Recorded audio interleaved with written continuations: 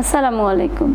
আমি পুষ্টিবিদ শায়লা পারভিন পপি কাজ করছি পপুলার ডায়াগনস্টিক সেন্টার নারায়ণগঞ্জ শাখাতে।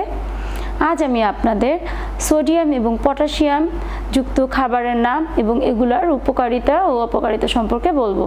সোডিয়াম এবং পটাশিয়াম দুটোই আমাদের ইলেকট্রোলাইট ব্যালেন্স বজায় রাখতে সাহায্য করে। ইলেকট্রোলাইটস ব্যালেন্স বজায় রাখার জন্য বিভিন্ন ধরনের রোগে আমাদের সিরাম ইলেকট্রোলাইটস ইমব্যালেন্স হয়।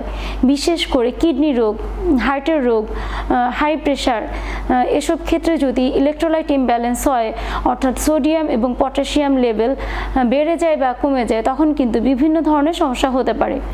তাই আমাদের জানতে হবে কোন কোন খাবারে সোডিয়াম আছে এবং কোন কোন খাবারে পটাশিয়াম আছে, এবং এগুলো অতিমাত্রায় খেলে কি হয়, কম মাত্রায় খেলেও কি হয়। ডিজিজ অনুযায়ী আমাদের কখনো সোডিয়াম লেভেল বাড়াতে হয় এবং ডিজিজ অনুযায়ী কখনো আমাদের পটাশিয়াম লেভেল বাড়াতে হয়। আবার অনেক সময় এই লেভেল যদি ব্লাডে বেশি থাকে তখন কিন্তু আমাদের এগুলো কমাতেও হয়। খাবার সম্পর্কে জানতে পারলে কিন্তু আমরা সহজেই এই রোগগুলোকে মেডিকেশনের পাশাপাশি নিয়ন্ত্রণে রাখতে পারবো। প্রথমে বলবো সোডিয়ামযুক্ত খাবার।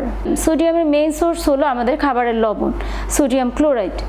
এই খাবার লবণ ছাড়াও আমরা বিভিন্ন ধরনের খাবার থেকে সোডিয়াম পেয়ে থাকি, যেমন বিভিন্ন ধরনের সস, আচার, লবণযুক্ত খাবার, তেলে ভাজা খাবার সোডিয়াম বেশি পরিমাণে থাকে। এছাড়া বিভিন্ন ধরনের ক্যান ফুড, প্রসেস ফুড, সংরক্ষিত খাবার যেগুলো প্রিজার্ভ করে রাখা হয় সেগুলোতেও কিন্তু সোডিয়ামের পরিমাণ বেশি থাকে। এছাড়া মাছ, সামুদ্রিক মাছে সোডিয়ামের পরিমাণ বেশি থাকে, মাংসে সোডিয়ামের পরিমাণ বেশি থাকে, দুগ্ধজাত খাবার এবং বেকারির খাবারে সোডিয়ামের পরিমাণ বেশি থাকে। সোডিয়ামের পরিমাণ আমাদের দৈনন্দিন খাবারে রিকোয়ারমেন্ট হচ্ছে 2300 মিলিগ্রাম, অর্থাৎ 1 টেবিল চামচ পরিমাণ। এর বেশি হলে কিন্তু আমাদের অতিরিক্ত সোডিয়ামযুক্ত খাবার খেলে কিন্তু তখন বিভিন্ন ধরনের সমস্যা হতে পারে, যেমন হাই ব্লাড প্রেশার। যাদের ব্লাড প্রেশারের সমস্যা তাদের কিন্তু প্রেশার বেড়ে যেতে পারে, স্ট্রোকের ঝুঁকি থাকে বেশি পরিমাণে লবণ খেলে, হার্টের সমস্যাও হতে পারে। এবার আসি পটাশিয়াম সম্পর্কে। পটাশিয়াম আমাদের একটি অনেক ইম্পর্টেন্ট মিনারেলস। এই পটাশিয়ামযুক্ত খাবারের নাম হচ্ছে বিভিন্ন ধরনের শাকসবজি এবং ফলমূলে আমরা মেইনলি পটাশিয়াম পেয়ে থাকি। ফলের মধ্যে কলা, টমেটো, ডাব, এগুলোতে পটাশিয়ামের পরিমাণ বেশি পাওয়া যায় এবং বিভিন্ন ধরনের সবজিতে পটাশিয়াম থাকে। চা এবং কফিতে পটাশিয়ামের পরিমাণ বেশি থাকে। এছাড়া অরেঞ্জ, অ্যাপ্রিকট, ডাল জাতীয় খাবারে পটাশিয়ামের পরিমাণ বেশি পাওয়া যায়। এই পটাশিয়ামযুক্ত খাবার যদি আমাদের শরীরে কম হয় তাহলে কিন্তু বিভিন্ন ধরনের সমস্যা হয়।